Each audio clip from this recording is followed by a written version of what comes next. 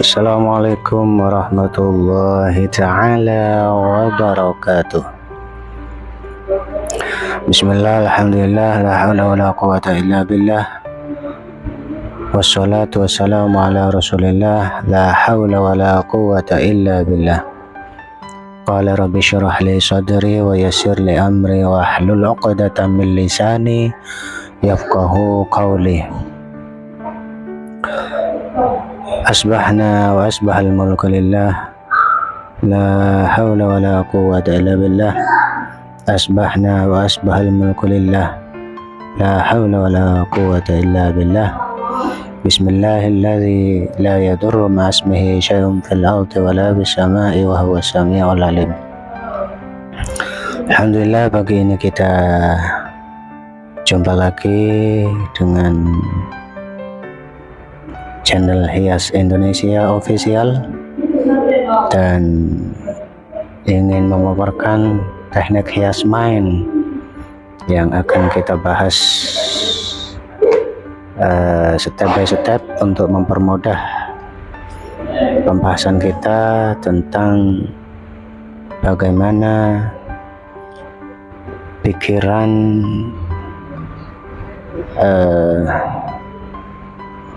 pikiran yang dalam diri kita masing-masing itu berjalan, bereaksi, berfungsi, berproses sebagaimana kepastian dan kemampuannya. Dalam dunia matrik energizer atau bioenergi atau magnetism atau disebut juga mesmerism, yang semuanya dalam dunia hipnosis itu penyebutan istilah, penyebutan tarif dan definisi hampir semuanya disandarkan kepada nama tokohnya, kepada nama motivatornya, penggeraknya, saintifisnya, kepada ahlinya. Begitu pula dalam ilmu ketahutan maupun ilmu fikih dalam Islam, pendapat-pendapat secara Islam itu hampir semua juga, walaupun tidak sampai teori itu disandarkan kepada orangnya, paling tidak ilmu itu disandarkan kepada pendapatnya, atau pendapat itu disandarkan kepada pengampunya, kepada orangnya. Contohnya kalau fikih, misalnya fikih Syafi'iyah, fikih Malikiyah. Fikih Syafi'iyah artinya fikih yang dikeluarkan menurut pendapat Imam Syafi'i dan para murid-muridnya, para pengikutnya, maka disebut ilmu fikih Syafi'iyah, fikih menurut versi pendapat ulama Imam Syafi'i. Begitu kira-kira. Begitu juga dengan pendapat lainnya seperti Malikiyah, Hanafiyah, Hanabiliyah atau Hambali. Itu semuanya pendapat keilmuan, penamaan atau nisbat keilmuannya disandarkan terhadap nama tokohnya, nama saintifisnya, nama ulamanya. Disebut fikih Malikiyah, fikih yang berasas pendapat Imam Malik. Dan begitu pula dengan ilmu-ilmu lainnya, ilmu-ilmu yang berbasis tauhid, misalnya Asy'ariyah, Maturidiyah, Jadi kita mengikuti tauhid, mengikuti ilmu kebatinan. Ilmu tauhid ini ilmu kebatinan, bagian dari ilmu energisar, bagian dari ilmu matrik dan energisar atau magnetik. Ilmu kebatinan ilmu, atau dalam kata bahasa kita, dalam agama kita disebut ilmu akidah atau ilmu tauhid. Itu disebut dengan ilmu batin, ilmu dalam, ilmu jiwa, ilmu keimanan, yaitu ilmu tentang bagaimana kita ini mempercayai sepenuh hati, total, sepenuh raga, total, mulai dari telinga, mata, hidung, mulut, hati, itu menerapkan apa yang kita ikuti, apa yang kita percayakan, dan kita total penuh mempercayai itu. Itu disebut ilmu batin. Ilmu tauhid masuk kepada ilmu batin, ilmu energisar, ilmu magnetik, ilmu energi yang berkaitan dengan kepercayaan kita, keyakinan kita terhadap Sang Pencipta. Siapa ini? Sang Pencipta disebut dengan Al-Khaliq, atau disebut lainnya energisar. Energisar ini Sang Pencipta, Allah sebagai pencipta, pembuat dari segala energi, dari segala kekuatan, dari segala kemampuan, dari segala ilmu dan segala macam makhluk-makhluk lainnya. Seperti itu. Agar kita tidak terperangah dengan paham-paham keilmuan modern yang hanya mengedepankan, mengandalkan otak dan pikiran, di mana kemampuan otak dan pikiran ini sangatlah terbatas, sangatlah lemah. Sekuat-kuatnya otak, sekuat-kuatnya pikiran, itu hanya berfungsi untuk mengatur, memanage bagaimana pola tubuh kita. Jadi gerakan kita, perasaan kita, ego, hati, semuanya disinkronkan dengan otak, dan tidak bisa hati, pikiran, mindset ini bergerak, berfungsi melebihi dari ketentuannya.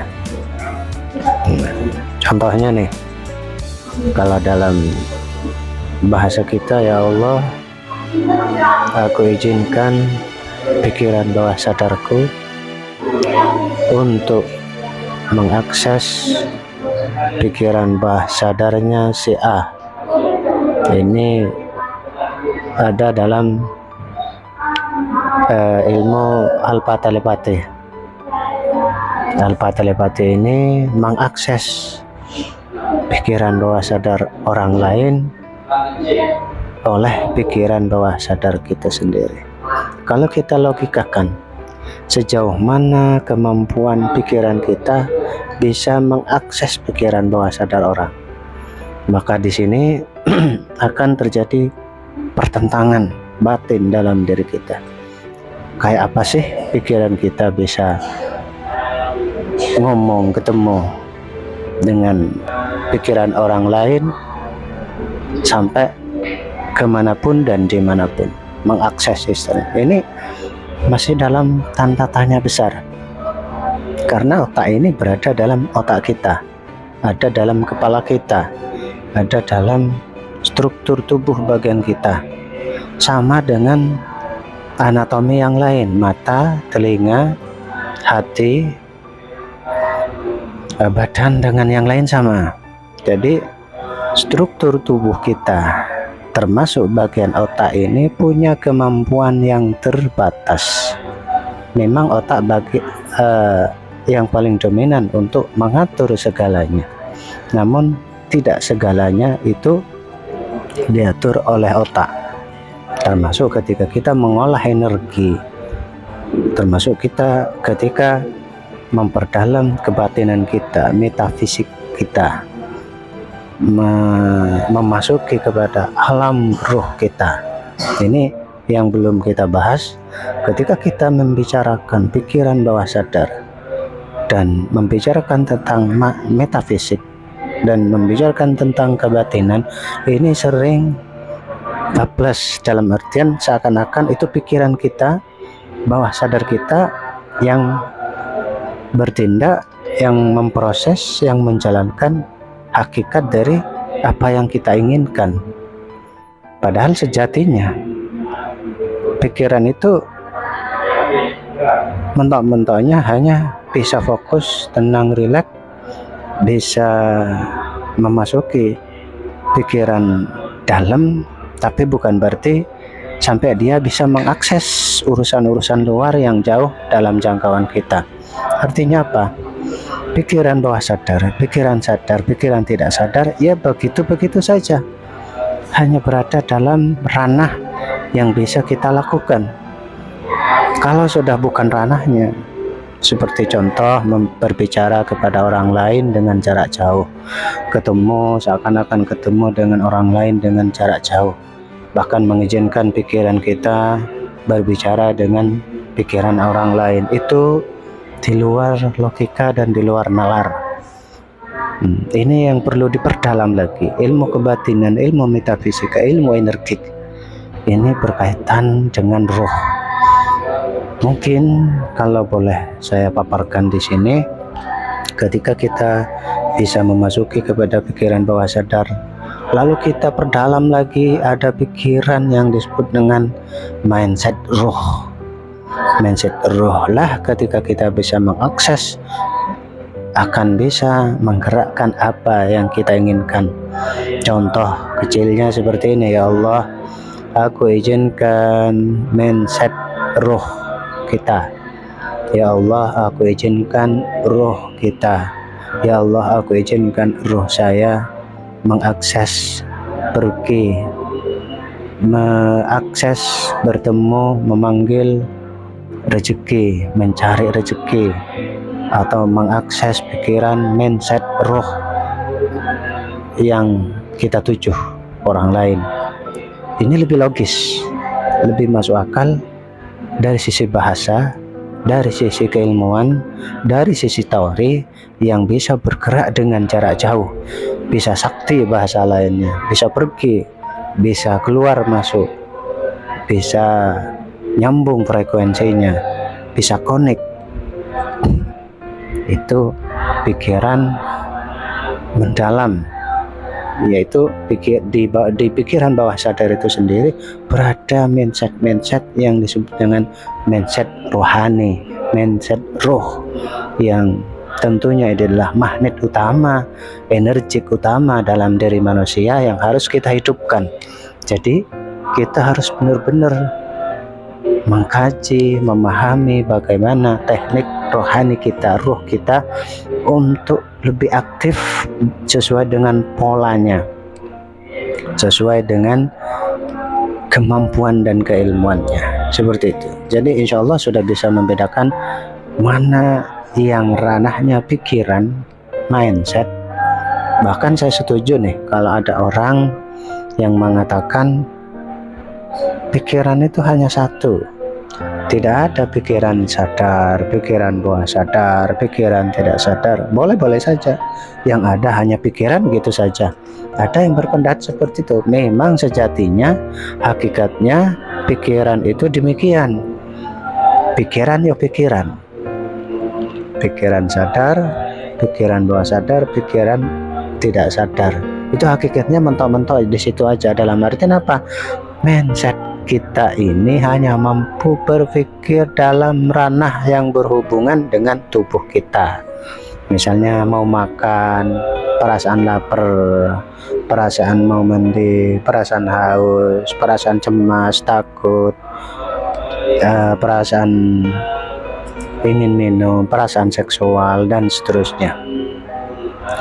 Karena dalam sistem pikiran kita, strukturnya dalam otak kita ini sudah terbagi-bagi. Yang sebelumnya sudah saya sedikit jelaskan, pikiran besar atau pikiran cerebellum, itu pikiran besar dari depan, dari dahi sampai belakang, cerebellum bagian besar, paling besar. Terus belakangnya ada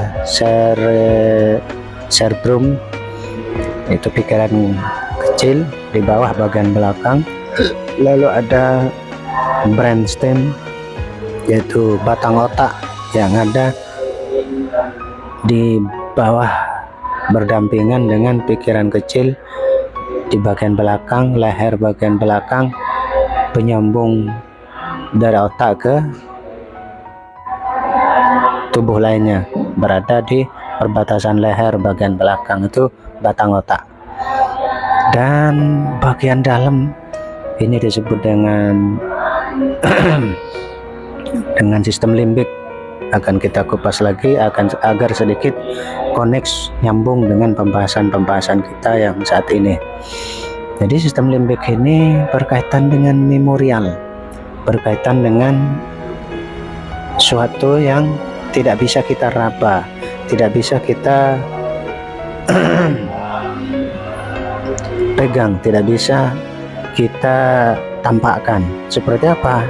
Salah satunya sensorik kita dengan hormon, sensorik kita dengan panca indera, sensorik kita dengan gerak tubuh otomatis kita. Bahasa lainnya ini robotik. Dalam sistem limbik ini robotik, di mana kehidupan manusia itu ditentukan oleh pikiran sistem limbik itu sendiri, oleh otak itu sendiri, bagian sistem limbik. Boleh kita pelajarin nanti lebih dalam lagi. Sistem limbik bagian pertama yang disebut dengan talamus ini berkaitan dengan sensorik panca indera. Bisa mendengar, bisa melihat, bisa mencium, bisa berbicara, dan sesuatu yang kaitannya dengan panca indera, fagok, visual, auditory, kinestetik, olfaktori, dan gustatory, itu ranah robotik sistemik, koneksinya dengan sistem limbik bagian talamus. Itu sudah dibahas sebelumnya. Dan yang kedua adalah sistem hipotalamus yang berkaitan dengan gerak-gerik tubuh manusia, dari panca indera, dari memori, dari kebiasaan, dari ilmu dan informasi, lalu tersimpan dalam hipotalamus menjadi sistem peraturan, pengaturan sistem dalam tubuh kita untuk menggerakkan tubuh kita. Misalnya dari bayi sampai sekarang kita ini kan bergerak, yang disebut dengan tanpa disadari kita ini bisa bergerak, bisa mobilan, bisa jalan, bisa tidur, bisa menggerakkan seluruh organ tubuh kita secara otomatis, secara robotik. Misalnya kita gatel, langsung otomatis bergaruk-garuk. Misalnya kita lapar, langsung kita bergerak aktif, sportif, bareng-bareng dengan organ tubuh lainnya. Ada perintah dari pikiran sistem limbik itu, lalu yang lain bergerak secara otomatis. Yang ketiga adalah hipokampus. Ini berkaitan dengan penyimpanan memorinya, ingatan. Ingatan ini yang berkaitan dengan keilmuan, ingatan, informasi ini diproses, disimpan dalam sistem limbik memorial.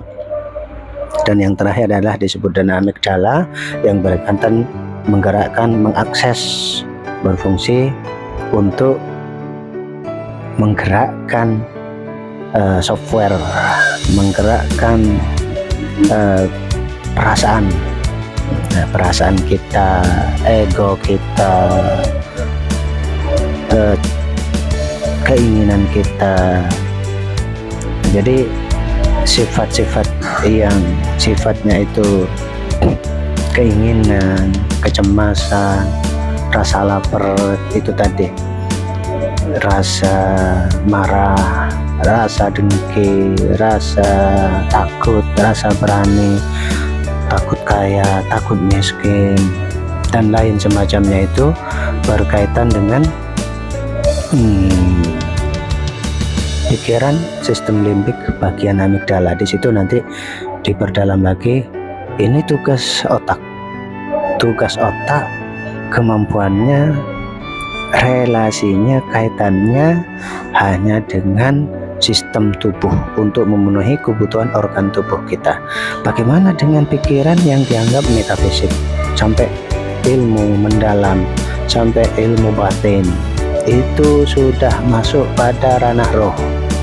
Ketika kita mengakses suatu hal yang dalam, yang di luar jangkauan tubuh kita, seperti kita memanggil atau mengakses, atau ini kerennya bahasa simpelnya gini, dalam dunia bioenergi atau alpha telepati, mulai hari ini dan seterusnya rezekiku alhamdulillah berkelimpahan, berkah lebih banyak gitu. Ya Allah, izinkan pikiran bawah sadarku mengakses orang-orang yang baik, orang-orang yang dermawan. Ya Allah, izinkan pikiran bawah sadarku mengakses ketenangan-ketenangan orang lain demi ketenanganku atau sebaliknya. Itu mengirim energi, mengirim atau transfer kemampuan memberi sebuah magnet terhadap orang lain, bukan memberi, menyambung, mengkonekkan energi kita dengan alam semesta, baik manusia, hewan, pohon, tumbuhan, dan lain-lain. Itu ranahnya sama sekali bukan ranahnya otak. Saya pertegas, dan insya Allah ini memang secara alami ya, pikiran hanya bisa mengontrol, memberi akses, memberi sensor terhadap tubuh. Namun yang sifatnya energik, sifatnya di luar jangkauan kemampuan manusia dalam artian bentuk struktur tubuh, maka di sinilah pentingnya akses pikiran ruh.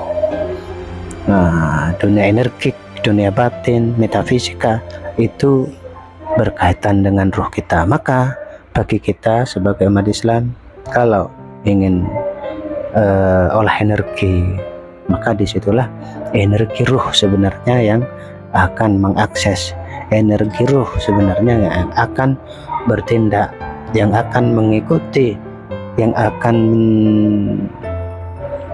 melaksanakan dari perintah, yang akan memberikan layanan terhadap apa yang kita rasakan, apa yang kita inginkan.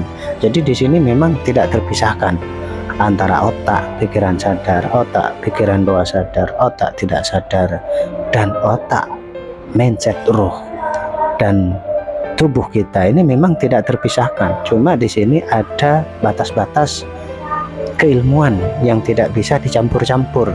Yang ranahnya ruh ini tentunya yang berkaitan dengan magnetik energi serta yang sampai mengakses keilmuan-keilmuan secara mendalam, ilmu batin, ilmu hikmah, ilmu ini. Jadi kita mengolah ilmu batin kita, ruh kita ini seperti itu melalui tentunya sensor-sensor manusia, melalui mata, telinga, hidung, masuk ke otak, lalu masuk lagi kepada ruh, lalu masuk lagi kepada jiwa. Ini sebagai bukti real bahwa ketika ruh ini Allah panggil, sudah Allah tidak izinkan untuk menetap dalam diri kita, maka apa daya, alhamdulillah, jasad kita, otak kita, mata kita, semuanya tidak bisa berfungsi. Ya Allah, magnet yang luar biasa dititip oleh Allah, ditaruh dalam diri kita, sehingga kita bisa mampu menggerakkan seluruh tubuh kita. Kita bisa berpikir, kita bisa makan, kita bisa melakukan segalanya selama magnet yang satu ini Allah belum ambil, yaitu magnetik ruh. Ini bukti nyata bahwa ketika ruh ini Allah cabut, Allah panggil, titipan ruh ini dalam tubuh kita Allah ambil, maka pikiran pun tidak berdaya, saudara. Pikiran, hati, mata, mulut, jasad, semua anggota tubuh semuanya tidak berdaya, saudara. Maka dari sinilah ayo kita mawas pada diri. Jangan sampai hanya kita mengedepankan otak, tapi rohani kita tidak terawat, tidak kita berikan energi dari kita kepada kita, alias ruh membantu kita, menghidupkan kita untuk kebutuhan kehidupan kita duniawi saja. Tapi nanti untuk akhirat, tubuh kita, mata kita sama sekali sudah tidak terpakai lagi. Di dunia sudah tiada arti lagi. Maka disinilah fungsi ruh. Maka kalau saya boleh bilang 90% kehidupan manusia, kehidupan otak, kehidupan berpikir, kehidupan rohani, kehidupan segala macam selama kita hidup ini ditentukan oleh mindset roh, mindset rohani yang Allah taruh dalam tubuh kita sebagai magnet, sebagai energi yang luar biasa. Oleh karena itu kita dalam mengolah nafas, mengolah zikir, kita berikan beberapa teknik. Yang pertama kita istilahkan dengan zikir nafas. Tatkala kita dari pikiran sadar tadi kita berzikir, kita ingin mengolah ruh kita, ini harus memang melalui step-step dari semua organ tubuh, pikiran, mata, dan segala macam, hati, rohani, harus kita kompak semuanya untuk menggerakkan energi yang lebih positif, energi yang lebih dahsyat, energi yang luar biasa. Maka kita kembalikan pertama kepada Allah dengan zikir. Ya Allah, astagfirullah. Bersihkan dulu kotoran-kotoran kita, hati kita, bersihkan dulu otak kita yang pernah berpikir hal yang negatif dengan orang lain.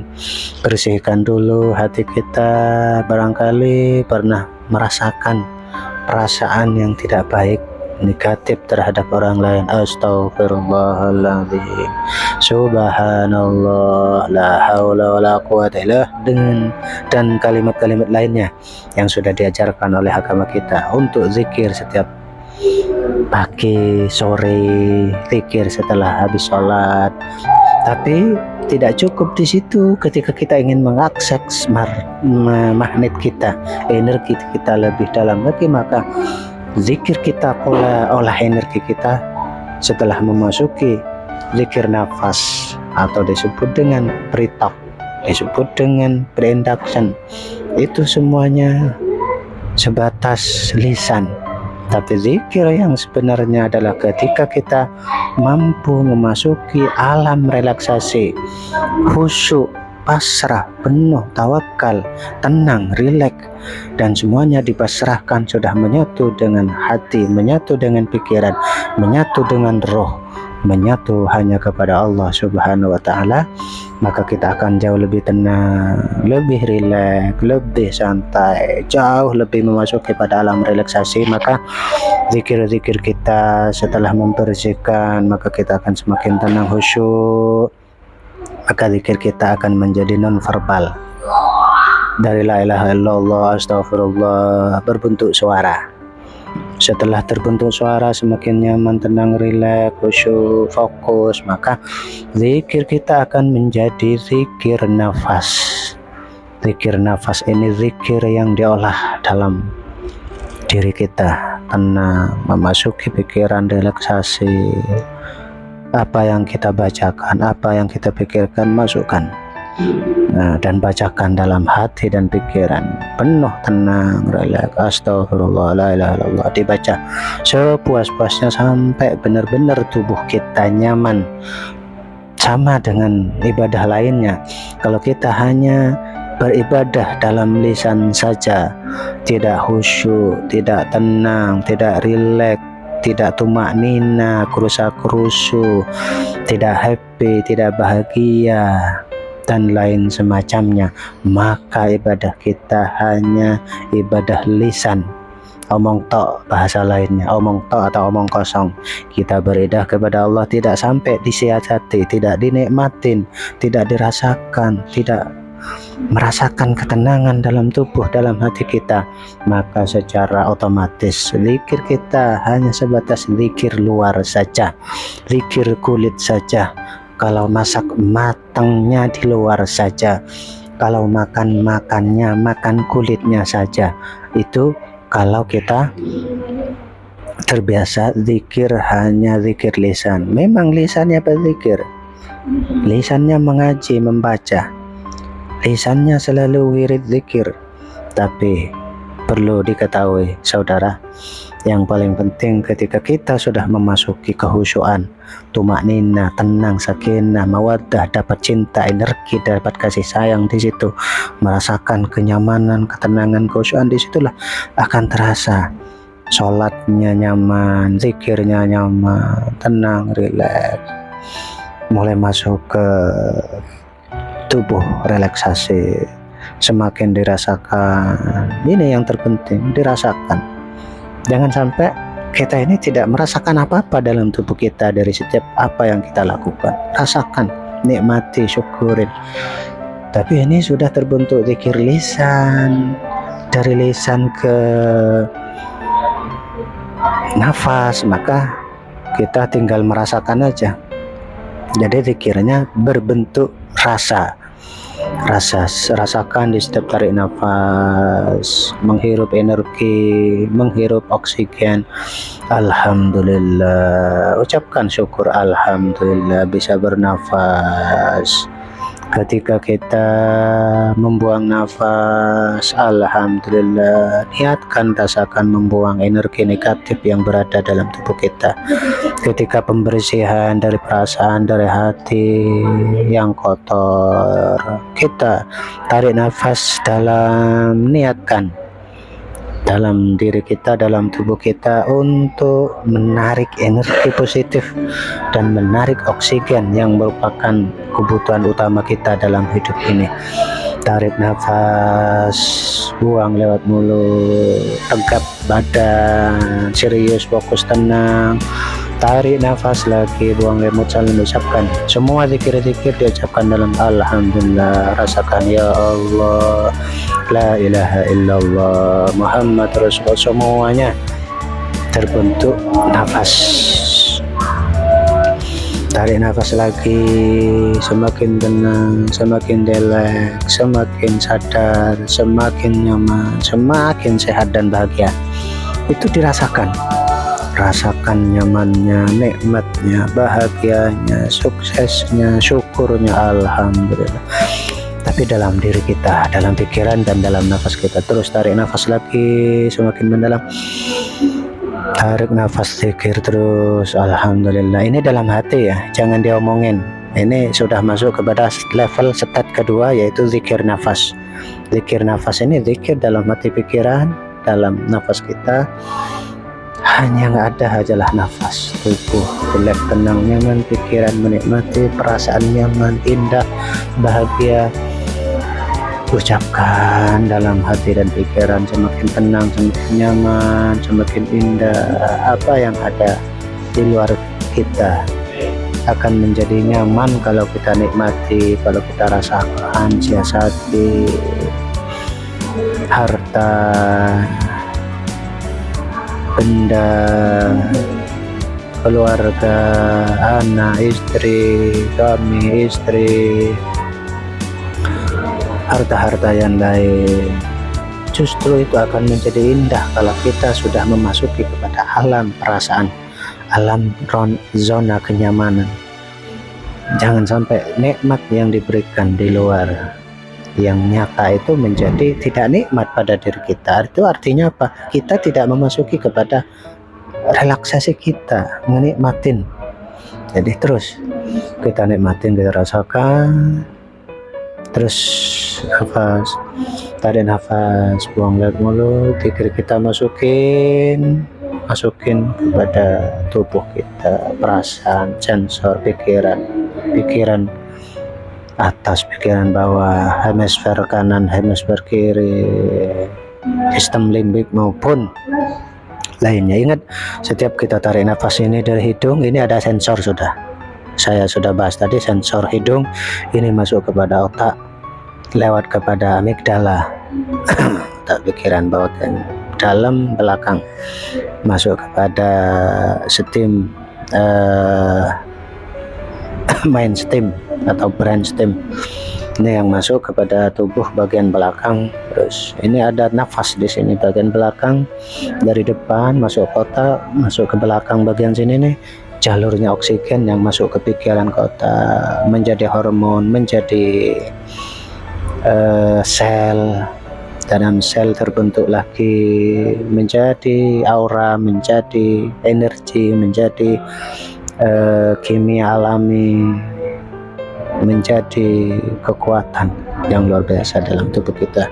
Nikmati, rasakan terus, semakin nyaman, semakin relax. Ya Allah, alhamdulillah, hidupku nyaman, hidupku tenang, hidupku bahagia, hidupku sehat. Rasakan nyamannya, rasakan relaxnya di setiap kita zikir nafas. Rasakan nafas kita semakin nyaman, semakin tenang, semakin relax dan semakin bahagia.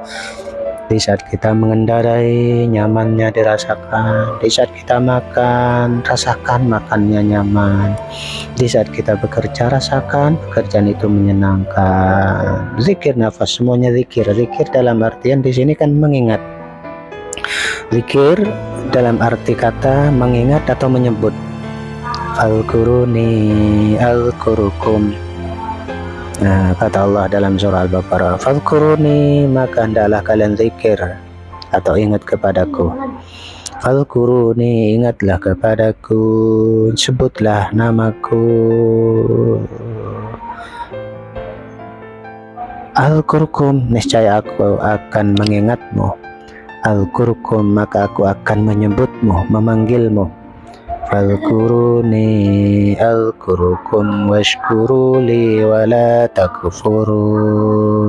Kata Allah, fadhkuruni, ingatlah kepadaku, semakin ingat maka aku juga akan ingat kepadamu. Nah, ini secara otomatis setelah kita memasuki zikir, jiwa, hati, pikiran masuk rileks, tenang, semakin nyaman. Semua dinikmati apa yang ada dalam tubuh kita, dalam luar tubuh kita, mobil, rumah, keluarga, semuanya dinikmati. Rasakan keindahannya dunia ini, rasakan kenyamanan hidup di dunia ini, rasakan nikmatnya makan, nikmatnya beribadah, rasakan semua dalam tubuh kita. Karena begini, orang yang stres, orang yang cemas berlebihan, orang yang tidak nikmat dalam hidupnya, pasti dia karena tidak menikmati, tidak merasakan, hanya pikiran terus, pikiran dipakai, tidak pernah dimasukin kepada pikiran relaksasi, pikiran bawah sadar, kepada zikir nafas, menikmati, merasakan nyaman, indah, maka disitulah tidak akan mendapatkan keindahan dalam hidupnya. Baik, kita lanjut kepada selanjutnya. Level zikir nafas adalah zikir jiwa. Zikir jiwa ini semakin hilang dari semua nikmat yang kita sebut semuanya. Dari zikir nafas, menikmati mobilnya, menikmati keindahan dunia, menikmati pertaniannya, menikmati pekerjaannya, mensyukuri segala macam apa yang kita lakukan dalam dunia kehidupan kita. Maka kita terus memasuki kepada zikir jiwa. Setelah zikir jiwa ini hanya menyebut satu kata, entah kata apa yang positif, ambil satu saja agar lebih fokus. Misalnya kita ingin hanya nikmat dalam hidup kita, rasakan nikmat. Untuk mendapat keberuntungan, misalnya sebutlah, panggillah, katakan dalam pikiran. Atau ingin sukses, atau ingin melakukan hal agar lebih positif, energik, semangat, kita sebut. Ini menjadi sebagai terapi di pikiran ini. Di level zikir jiwa ini. Sebenarnya terapi sudah cukup dalam dunia hias mind terapeutik. Hias mind terapeutik ini di level kedua tadi sudah cukup, di level nafas itu, di level zikir nafas pada hakikatnya sudah cukup. Tapi kalau untuk lebih dalam lagi, masukin kepada zikir jiwa yaitu menyebutkan satu kata, atau dalam bahasa lainnya dengan deget teknik. Deget teknik ini untuk menarik keberuntungan yang lebih banyak, menarik kebahagiaan lebih banyak, menarik rezeki lebih banyak, menarik energi jauh lebih banyak. Kita sebutkan satu kata saja biar tidak bingung. Misalnya kita ingin sembuh dari suatu penyakit, misalnya kita sakit apa nih, atau tidak nyaman, atau kita lagi perasaan tidak baik, kita sebutkan yang baik-baik apa. Atau kita ini jadi orang yang penakut, maka sebutkan obatnya biar menjadi orang yang berani. Apa di situ? Keberanian. Sebutkanlah, rasakan keberanian itu. Oke, saya kasih contoh satu. Kalau sudah zikir jiwa zikir jiwa ini apa? Jiwa semua, mata, otak, telinga, hidung, mata, hati, tangan, semuanya berzikir. Matanya berzikir, hidungnya berzikir, semua yang ada dalam organ tubuh jiwa kita ini berzikir, menyebutkan kompak, diajak berzikir, mengingat kepada Allah, bersyukur kepada Allah, meminta keberuntungan. Misalnya kalau beruntung, apa yang ingin kita sebut? Misalnya kita kurang kasih sayang, misalnya kita dalam tubuh kita ini kurang bahagia, sebutkan kebahagiaan itu satu saja bahagia. Fokus rasakan kebahagiaan ini. Setelah step zikir lisan, zikir nafas, baru kita kerucutkan kepada satu hal, keberuntungan. Misalnya rasakan kebahagiaan, bahagia terus yang dipikirkan, bahagia terus yang dipikirkan, yang dizikirkan, bahagia, rasakan bahagia. Bagaimana merasakannya? Ya, visualkan lagi bahagia di saat ini. Ketika kita kembali kepada banyak pikiran, bahagia ketika mobil, bahagia ketika ngaji, bahagia ketika jalan-jalan, bahagia ketika beribadah, itu masih tahap zikir nafas namanya. Kalau masih menyebut semuanya disebut, itu masih masuk kategori zikir nafas. Sekarang zikir jiwa, semua jiwa ingin kita satukan kepada satu hal yang pokok. Kalau kita melakukan zikir jiwa ini ya gantian.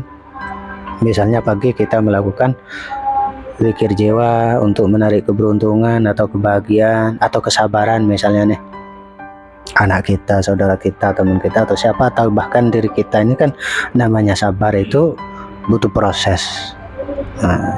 Maka kalau kita ingin menarik kesabaran, setelah kita fokus zikir nafas, kita satukan, ajak tangan kaki dari rambut sampai ujung kaki untuk menarik kesabaran. Rasakan kesabaran itu nyata dalam pikiran kita.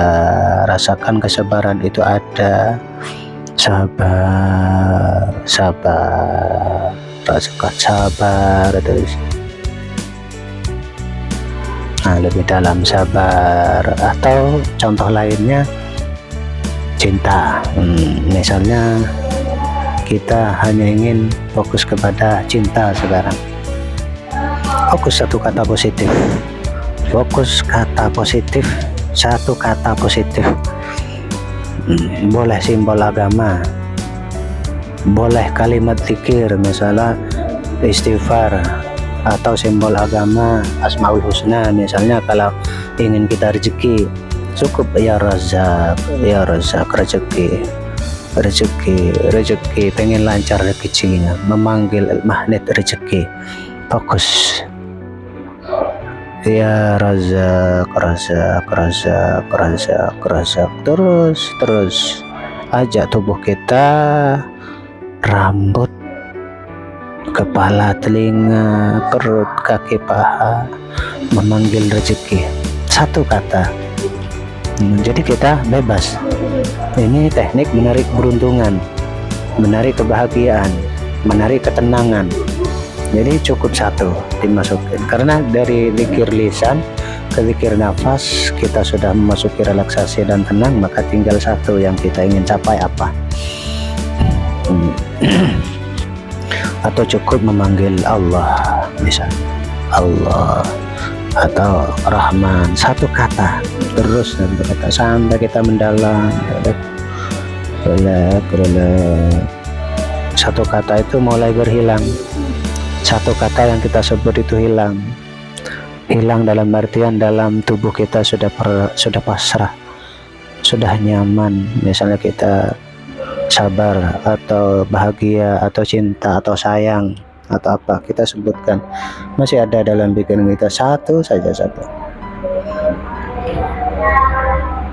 Bolehlah duit, boleh duit.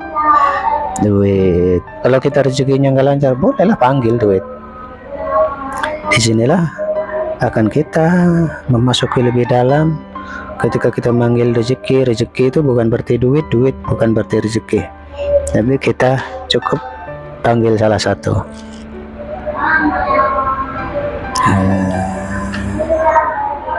Ini perlu dipisah ya, perlu ditakrifkan terlebih khusus. Jadi kalau duit itu kertas, duit itu kertas untuk alat transaksi. Tapi kalau rezeki ini lebih luas, bisa kesehatan yang tidak bisa kita beli nih, kesehatan. Kalau sudah sakit baru kita beli obatnya. Jadi rezeki ini bisa kesehatan, ketenangan, bisa kebahagiaan, bisa kebugaran, bisa awet muda. Boleh kita. Jadi tidak perlu teknik-teknik yang lain untuk kita misalnya menjadi orang yang awet muda. Cukup satu kata, lakukan secara istiqomah, mulai dari zikir lisan, zikir nafas, lalu kepada zikir jiwa.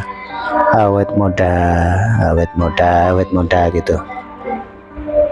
Atau mau ketenangan, tenang, terus gantian setiap hari lakukan itu. Zikir kita masuk kepada alam, kepada teknik, cara menarik keberuntungan, ketenangan, cara menarik kebahagiaan yang sesungguhnya, yang hakikatnya.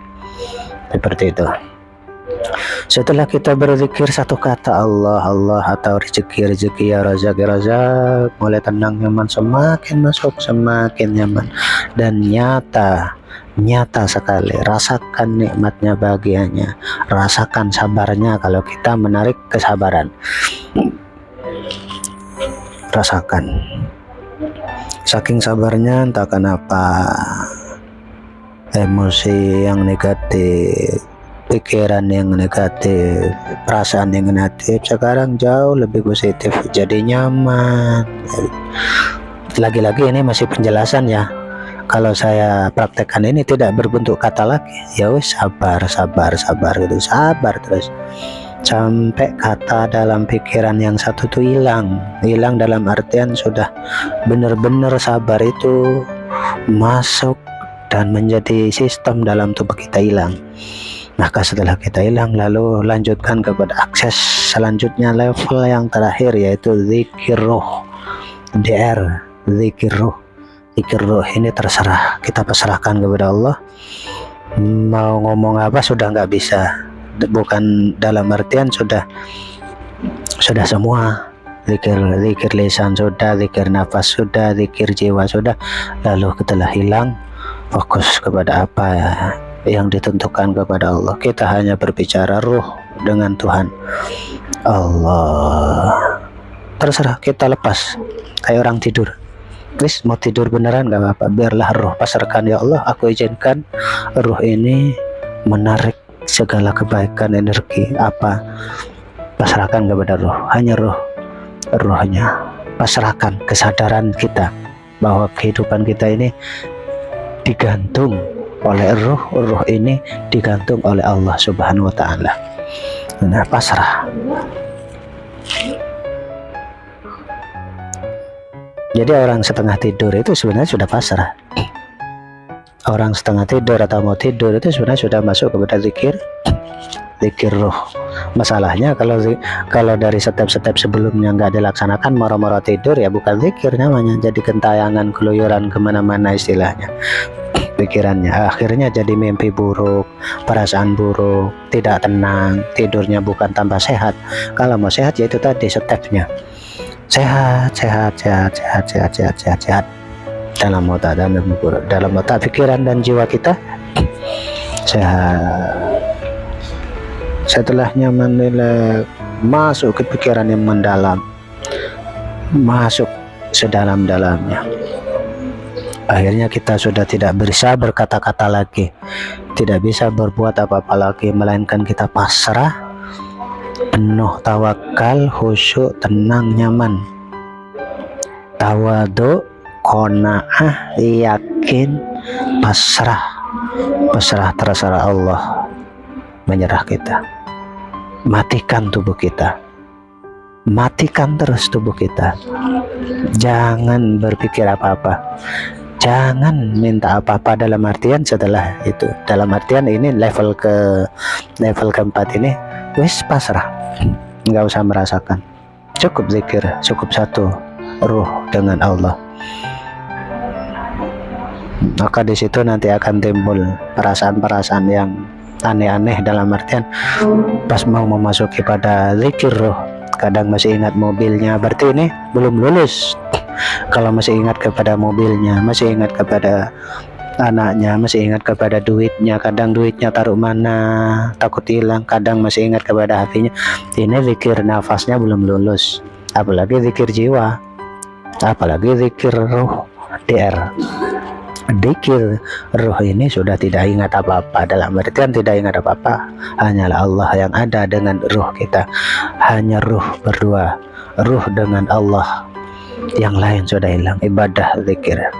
Maka dalam dunia lain disebut meditasi, di sini meditasi hanya hidup dengan ruh ini dengan alam semesta ini tentunya dengan Allah Subhanahu wa Ta'ala. Ini energi yang perlu kita bangun, energi yang sungguh-sungguh nyata.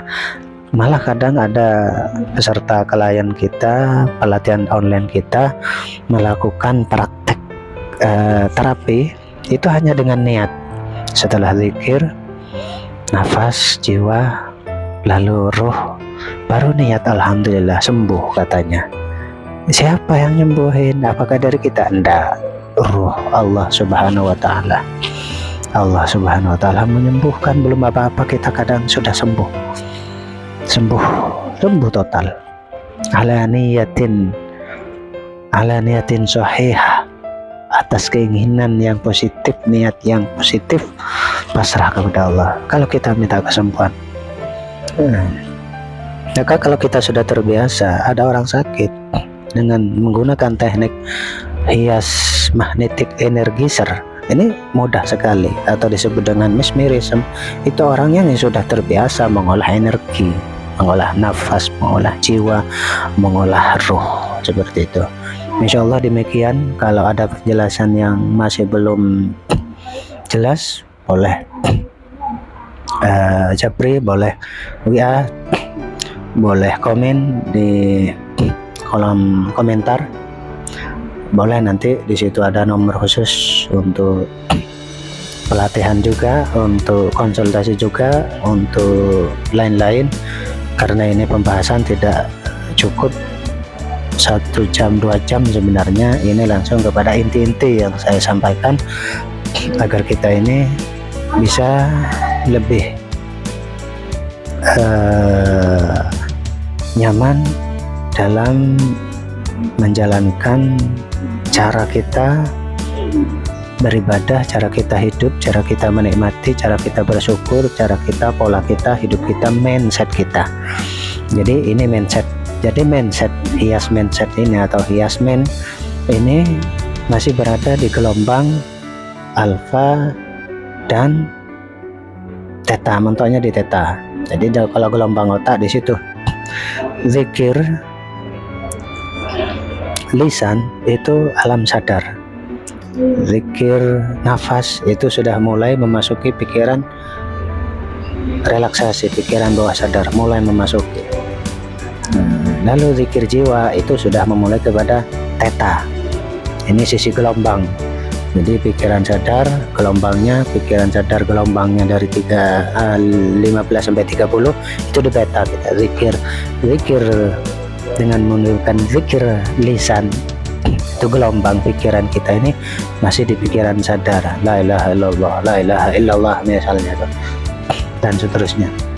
Semakin khusyuk, semakin dalam, biasanya suara kita semakin malas, semakin lemas, zikir kita semakin berayun, semakin nyaman, semakin nikmat gitu. Semakin tidak bersuara menjadi zikir nafas. Setelah zikir nafas mulai masuk kepada gelombang alfa theta dari 8 sampai 15, turun lagi dari sampai ke 4 sampai 8 yaitu theta, turun lagi di bawahnya lagi sampai benar-benar nol. Gelombang otak kita ini sampai benar-benar nol, maka di situ ada di gelombang delta. Kayak orang tidur kita ini, tapi bukan tidur, bahkan boleh tidur, boleh sampai tingkat tidur beneran nggak apa, yang penting nikmat tidur sambil duduk. Tidur bukan sesungguhnya tidur seperti kita ngorok di kasur gitu ya. Tidur dalam artian menghilangkan segala ingatan, melainkan kita pikir pasrah penuh kepada Allah. Yang ada hanyalah zikir kita, roh kita. Kalau rohnya yang zikir, maka tubuh kita diam menang. Jadi sudah roh kita yang menjalankan. Nah, lalu bagaimana setelah zikir roh? Dengan sendirinya setelah kita tidur hilang, kayak hilang ingatan, tapi kita tahu zikir kita ini akan kemana, nanti tahu, roh kita nggak hilang. Jadi kalau ada orang lewat, ada orang ngomong, bisa mendengar, tapi nanti akan benar memasuki pikiran roh, itu kita sudah nggak mendengar, jasad kita kayak tidur atau mati. Kita nikmat di situ, nikmat, roh kita akan mengarahkan kemana? Tentunya niat-niat tadi. Kembali kepada niat tadi. Kalau niat kita kepada yang positif, maka roh kita akan berjalan kepada energi-energi yang positif. Seperti itu. Bisa 5 menit, 10 menit roh kita zikir. Bisa sejam, bisa 2 jam. Bahkan ketika kita terbiasa langsung masuk kondisi roh. Karena sering zikir lisan, zikir nafas, zikir jiwa, lalu zikir roh. Ketika zikir roh inilah alhamdulillah kita 2 jam bahkan tidak terasa. Ada nih zikir sampai 2 jam, 3 jam, fokus. Meditasi, kerennya bahasa sekarang meditasi bro, insya Allah seperti itu, mudahnya lah meditasi, gampangnya seperti itu. Roh jalankan, maka nanti dengan sendirinya roh merasa dirasa cukup, kita akan terbangun. Alhamdulillah sudah bisa melek lagi, pasti bisa melek lagi. Tidur roh, jasadnya tidur, rohnya yang zikir, seperti itu. Maka nanti roh itu akan kembali dan jasad akan hidup kembali, terbuka mata, alhamdulillah, seger buger, nyaman, tenang, alhamdulillah. Inilah hakikat kehidupan sesungguhnya. Setelah kita mendapatkan kebahagiaan, ketenangan hakiki dari batin keluar, seperti itu, dari batin kita, roh kita. Alhamdulillah, beda rasanya, buger, seger, sehat. Tarik nafas, buang lewat mulut, tarik nafas, buang lewat mulut, rasakan indahnya mentenang. Alhamdulillah. Insya Allah demikian metode-metode hias mind yang ingin kita terapkan ke depannya. Semoga bermanfaat. Mari kita kaji lebih dalam tentang dunia roh dulu untuk